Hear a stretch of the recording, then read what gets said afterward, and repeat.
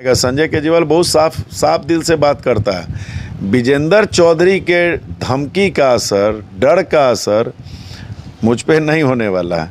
ये बात उस तक पहुंच चुकी और वो समझ भी चुके हैं। और कल जो उन्होंने स्टेटमेंट अतीक अहमद और मुख्तार अंसारी, अब तो वो धर्म और इससे जोड़ने लगे हैं। तो मैं समझता हूं कि मानसिक दिवालियापन या प्रशासन को खुला चुनाव, उनकी ये जिला प्रशासन को थ्रेट हो सकती है। मतलब वो खुलेआम जिला प्रशासन को धमकी दे रहे हैं कि अगर आप 25 पुलिसकर्मी भी संजय केजरीवाल की सुरक्षा में लगा दीजिएगा तो अतीक अहमद की तरह हत्या करवा दें। जहाँ तक लोकप्रियता का सवाल है तो विजेंद्र जी विधायक होते हुए जितना लोकप्रिय नहीं है, संजय केजरीवाल उससे कम भी नहीं है। तो सस्ती लोकप्रियता मुझे नहीं। बॉडीगार्ड का जहाँ तक सवाल है तो मैं उनको यह बता देना चाहता हूँ आपके चैनल के माध्यम से कि मेरी मांग आपके माध्यम से जिला प्रशासन से है कि पिछले 1.5 साल में 3 बार संजय केजरीवाल का रेकी हुआ हत्या की नीयत से, इसके पीछे साजिश करता कौन?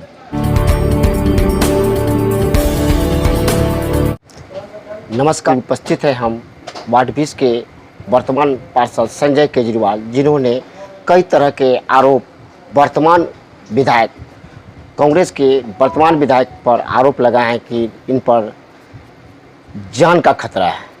इनसे हम सीधा बात करते हैं, इनके हम ऑफिस में और सीधा इनसे बात करते हैं कि आखिर क्या यह मामला है जो कि शहर के वर्तमान विधायक विजेंद्र चौधरी पर इन्होंने जान मारने की साजिश का आरोप लगाया है। जी, क्या है ये पूरा मामला?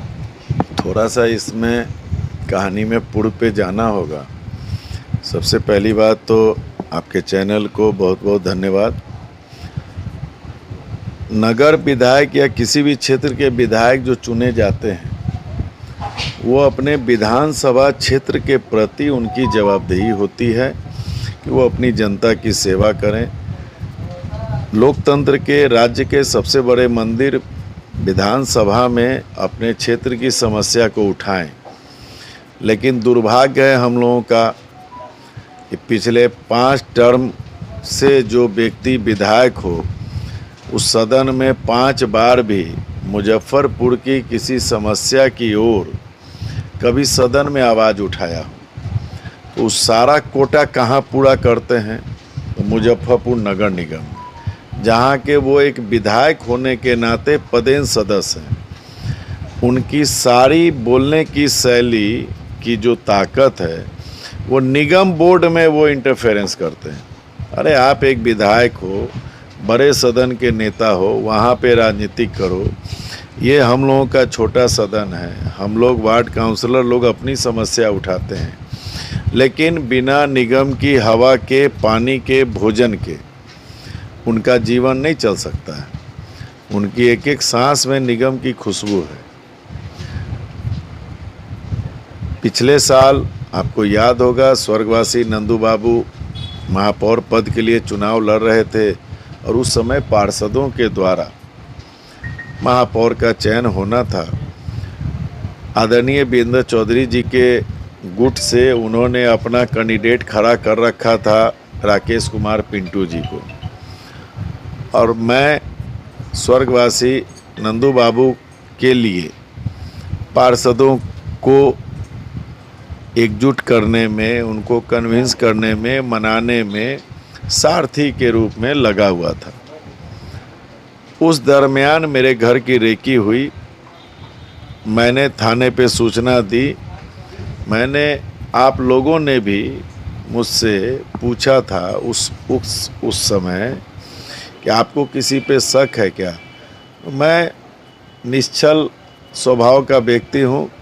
मैं नहीं समझता था कि लोकतांत्रिक प्रक्रिया में, सामाजिक जीवन में, राजनीतिक जीवन में लोग एक दूसरे को नीचा दिखाते हैं अपने क्षेत्र में अपना प्यार व्यवहार बढ़ा के, न कि किसी को रास्ते से हटा के। तो मैंने उस समय भी किसी का नाम का जिक्र नहीं किया था। बड़े पुलिस पदाधिकारी ने भी मुझसे पूछा आपको किसी पे शक है? हमले सर सभी लोग अपने हैं, किस पे शक करूं? तो जांच का विषय, आप पता लगाएं, अपराधी को पकड़ना चाहिए। पिछले साल 5 नवंबर को मैं हरचंदा एक निजी शादी समारोह से लौट रहा था। उस समय भी मेरी गाड़ी का पीछा किया गया। ऊपर वाले का शुक्र है, मैं बच के लौट के आया। मैंने थाने में इसकी सूचना दी। उस समय भी मुझसे पूछा गया, भाई विजेंद्र जी या कोई व्यक्ति? मैंने कहा नहीं सर, हमको किसी के ऊपर शक नहीं है। अभी 25 तारीख को मैं अपने नाना जी के यहाँ से सराज से तेगरा से लौट रहा था।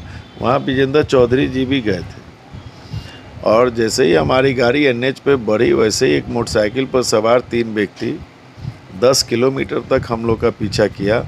मेरी गाड़ी में सूतापट्टी के प्रतिष्ठित व्यवसायी सुनील बंका जी, मनोज केजरीवाल जी भी थे। सब लोगों ने, हम लोगों ने देखा कि पीछे वाले के दोनों के हाथ में वेपन्स थे। फिर मैंने थाने पे आई, मैंने सूचना दी, लेकिन मैंने किसी का नाम का जिक्र नहीं किया। मैं कभी सपने में भी नहीं सोच सकता था कि OBC समाज का नेता, बैश्य समाज का नेता कभी इस तरीके की हरकत मेरे लिए सोच भी सकता है।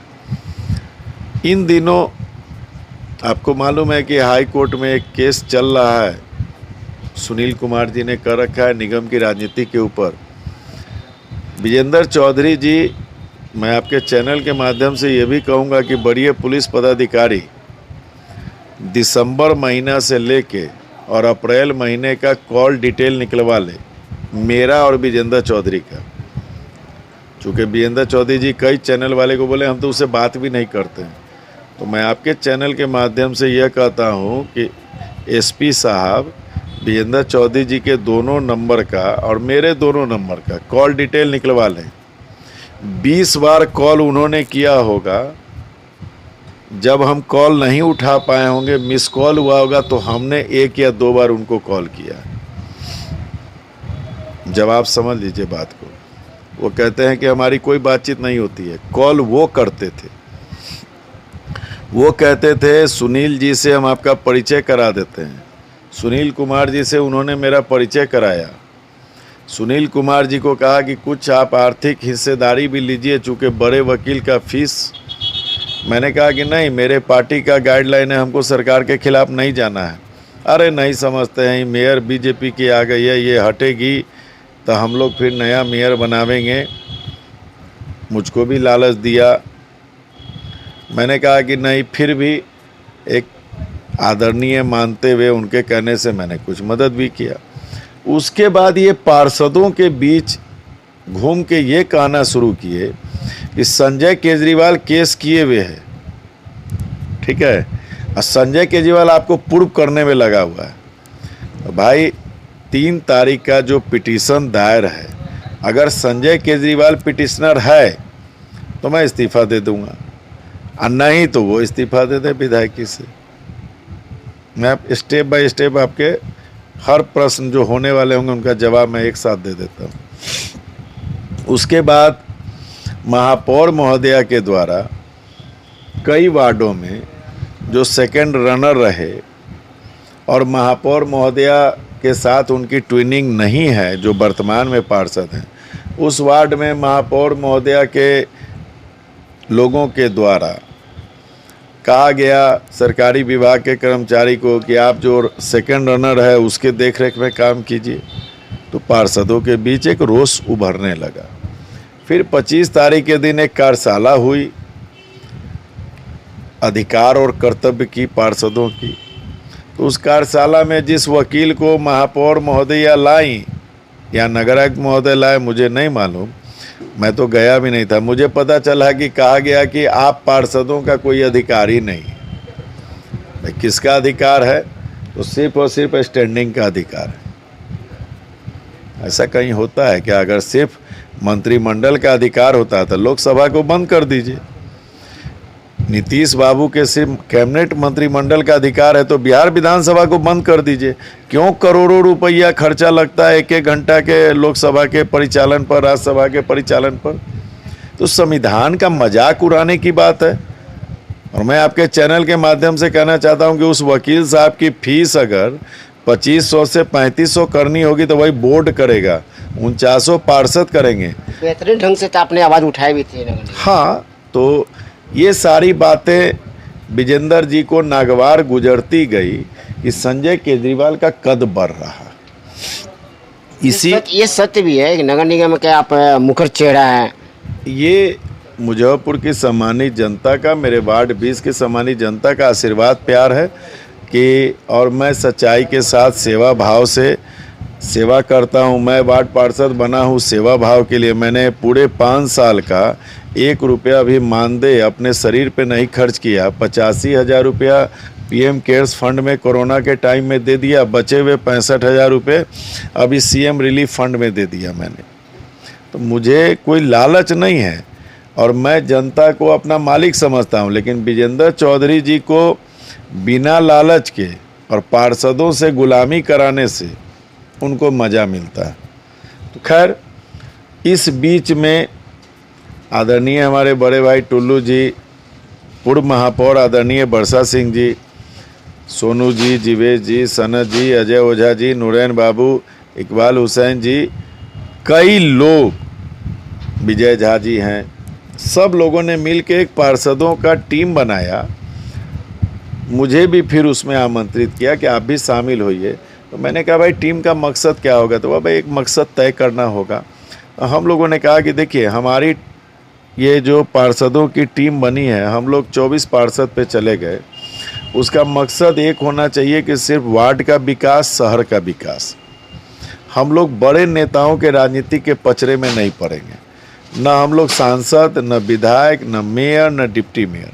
हम लोग बड़े चुनाव में कोई फतवा नहीं जारी करेंगे कि उसको मदद करना है। जिसकी दिल जहां इच्छा करे वहां वो मदद करे। इन सब बातों से उनको और तकलीफ बढ़ गई। ये संजय केजरीवाल ही करा रहा है।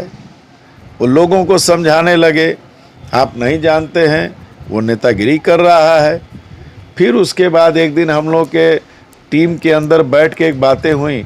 हाँ, हम लोगों के गुट बनने के बाद हम लोगों ने 2-3 काम अच्छे किए जो शायद गुनाह हो गए। पहला अच्छा काम ये किया कि वार्ड 12 के पार्षद पति और जमादार के बीच में एक मतलब मैं कहूँ मतभेद हुआ, उसको हम लोगों ने बैठ के कंप्रोमाइज करवा दिया महापौर महोदया की अध्यक्षता में। ये हम लोगों ने गुनाह किया विजेंद्र जी की नज़र में। दूसरा गुनाह किया कि 3 गरीब दलित परिवार के घर में रामदयालु में आग लग गई। वहाँ के स्थानीय पार्षद ने हम लोग को, जीवेश भाई ने सूचना दी। हम लोगों गए और उनके रहने का, भोजन का, कपड़े का, सिलेंडर का, चावल, दाल, दरी, पजामा, लुंगी, गमछा, साड़ी, पेटीकोट, ब्लाउज, सब चीज़ की व्यवस्था की। ये हम लोगों ने दूसरी गलती की विजेंद्र चौधरी के नज़र से। उसके बाद हमारे नगर पुलिस उपाधीक्षक ने इस प्यारे और भावनात्मक सुंदर कृत्य को देखते हुए हम लोगों को बुला के एक कलम दे के सम्मानित किया। ये तीसरा गुनाह हो गया विजेंद्र जी की नज़र में। खैर, विजेंद्र जी उसके बाद सीधी पार्षदों को ये कहने लगे कि संजय केजरीवाल से जो रिश्ता रखेगा मेरा दुश्मन होगा। उसको तो मैं नंबर 1 दुश्मन मानता हूँ। संजय केजरीवाल मेरा दुश्मन नंबर 1 है और जो उसका साथ देगा वो दुश्मन नंबर 2 की श्रेणी में आएगा।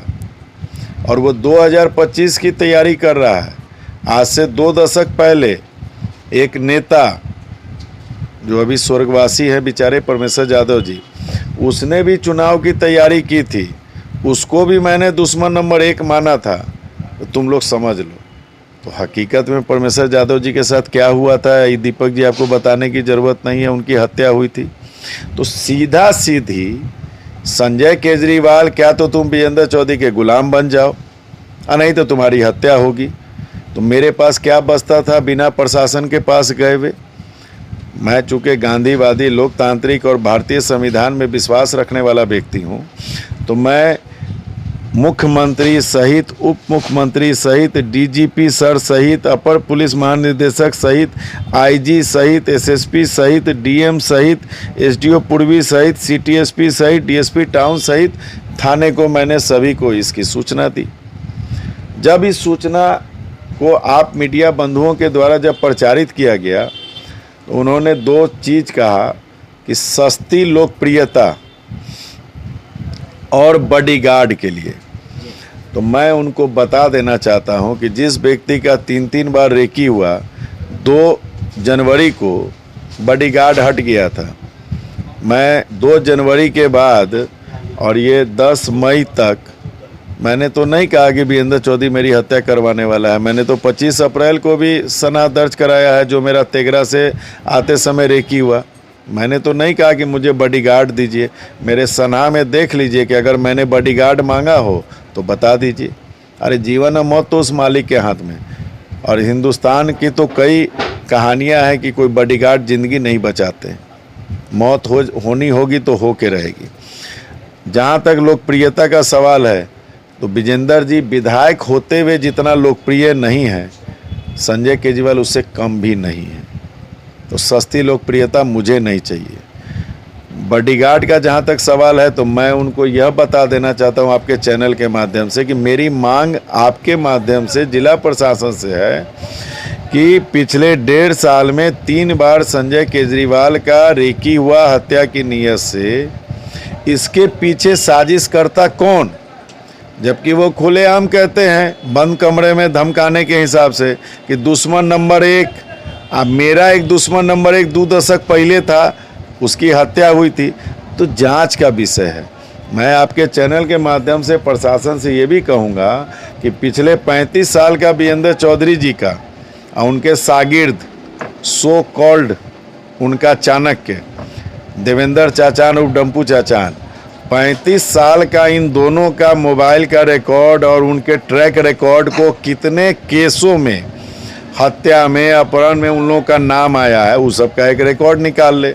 संजय केजरीवाल का भी 35 साल का एक रिकॉर्ड निकाल ले। और जांच में अगर मैंने गलत आरोप लगाया तो मुझे सज़ा दीजिए, और उन्होंने गलत आरोप लगाया तो उनको सज़ा दीजिए। अब एक मज़ेदार बात हो गई दीपक जी, परसों हो सकता है आप भी जाइएगा उनसे इंटरव्यू लेने। परसों एक चैनल को इंटरव्यू देते समय वो कहते क्या है मालूम है आपको, कि मैं जिला प्रशासन से मांग करूंगा कि संजय केजरीवाल को मुख्तार अंसारी और अतीक अहमद की तरह सुरक्षा दी जाए। तो देखिए इसका 3 बात इससे मतलब निकलता है। पहला मतलब क्या निकलता है, संजय केजरीवाल न जेल में बंद है न ही डॉन है। एक वैश्य समाज के ओबीसी पिछड़ा समाज के बेटा को वो अतीक अहमद और मुख्तार अंसारी से तुलना कर रहे हैं, पहली चीज़। दूसरी चीज़, उनकी ये जिला प्रशासन को थ्रेट हो सकती है, मतलब वो खुलेआम जिला प्रशासन को धमकी दे रहे हैं कि अगर आप 25 पुलिसकर्मी भी संजय केजरीवाल की सुरक्षा में लगा दीजिएगा तो अतीक अहमद की तरह हत्या करवा देंगे। ठीक, ये जब वो कह रहे हैं तो मुझे सोचने का अधिकार है। मतलब तो यही निकलता है। तीसरा मतलब भी एक निकल सकता है कि मानसिक रूप से बेचारे बीमार हो गए, हो सकता है दिमाग उम्र के साथ नहीं काम करता है, कोरोना काल के बाद से शरीर भी उनका बहुत लाचार रहता है। तो मैं बिहार सरकार के मुखिया आदरणीय मुख्यमंत्री नीतीश कुमार जी से और उप मुख्यमंत्री आदरणीय तेजस्वी यादव जी जो स्वास्थ्य मंत्री भी हैं, मैं इन दोनों से मांग करूंगा, चूँकि हमारे महागठबंधन के विधायक हैं, सरकारी खर्चे पर आगरा, शहादरा, रांची में जो बेहतर जगह हो वहाँ उनका मानसिक इलाज करवाया जाए। अगर सरकार सक्षम नहीं हो तो हम ये भी आपसे वादा करते हैं, मेरे बड़े भाई हैं, हम चंदा करेंगे, उनका इलाज जरूर उनका होना चाहिए। अच्छा, इस आरोप प्रत्यारोप में कहीं ना कहीं महागठबंधन को ही नुकसान हुआ, क्योंकि आप देख रहे हैं कि आने वाले लोकसभा का भी चुनाव होने वाला है, उसमें कहीं ना कहीं वो अपने दावे इस मामले एक चीज़ मैं बता दूं, निगम की राजनीतिक और लोकसभा विधानसभा की राजनीतिक अलग है दीपक जी। लोकसभा में महागठबंधन का जो सिपाही, हमारे राष्ट्रीय अध्यक्ष आदरणीय लालू प्रसाद जी, हमारे मुख्यमंत्री नीतीश जी, कम्युनिस्ट के नेतागण, हमारे कांग्रेस के नेतागण, जिस सिपाही को यहाँ भेजेंगे उसको हम लोग जिताने का काम करेंगे। हम समझ सकते हैं, लेकिन आपके जो समर्थक, मेरी बात सुन लीजिए, विधानसभा में भी अगर विजेंद्र जी ही टिकट लेके आवेंगे तो हम अगर महागठबंधन के सिपाही हैं तो हम उनको जिताने का काम करेंगे। देखिए बड़ी राजनीतिक अलग है। मैंने कभी आप लोगों से कहा है कि मैं 2025 का चुनाव लड़ूंगा? एक इंटरव्यू मेरा बता दीजिए आप लोग टोटल 78 चैनल वाले हैं, एक इंटरव्यू मेरा बता दीजिए, मैं अभी इस्तीफा दे दूंगा कि मैं 2025 की तैयारी कर रहा हूँ। हाँ, इच्छा किसको नहीं है? वो 5 बार के विधायक हैं, 2 बार विधानसभा हार गए, 2 बार लोकसभा हार गए, फिर भी बीमारी की हालत में भी चुनाव लड़ने की इच्छा रखते हैं। मैं तो स्वस्थ शरीर का आदमी हूँ, क्यों नहीं मेरी इच्छा होगी? बॉम्बे में आज महाराष्ट्र के मुख्यमंत्री जब बने थे देवेंद्र फडणवीस, उन्होंने भी पार्षदी से जीवन शुरू किया था। हमारी देश की अभी राष्ट्रपति महामहिम द्रौपदी मुर्मू जी आज राष्ट्रपति हैं, हमारी भारत देश की प्रथम नागरिक हैं। उन्होंने भी वार्ड पार्षदी से अपने जीवन की शुरुआत की है, सामाजिक जीवन की। कहीं लिखा है क्या? इंदिरा गांधी ने क्या अपने प्रतिद्वंदी की हत्या करवा दी क्या? लालू जी ने कभी प्रतिद्वंदी की हत्या करवा दी कि अटल जी ने करा दी कि मोदी जी ने करा दी कि अमित शाह जी ने करा दी? कौन बड़े नेता ने अपनी प्रतिद्वंदी की हत्या करा दी? क्या सामाजिक जीवन, राजनीतिक जीवन, लोकतांत्रिक जीवन में क्या ये हत्याओं का दौर चलेगा?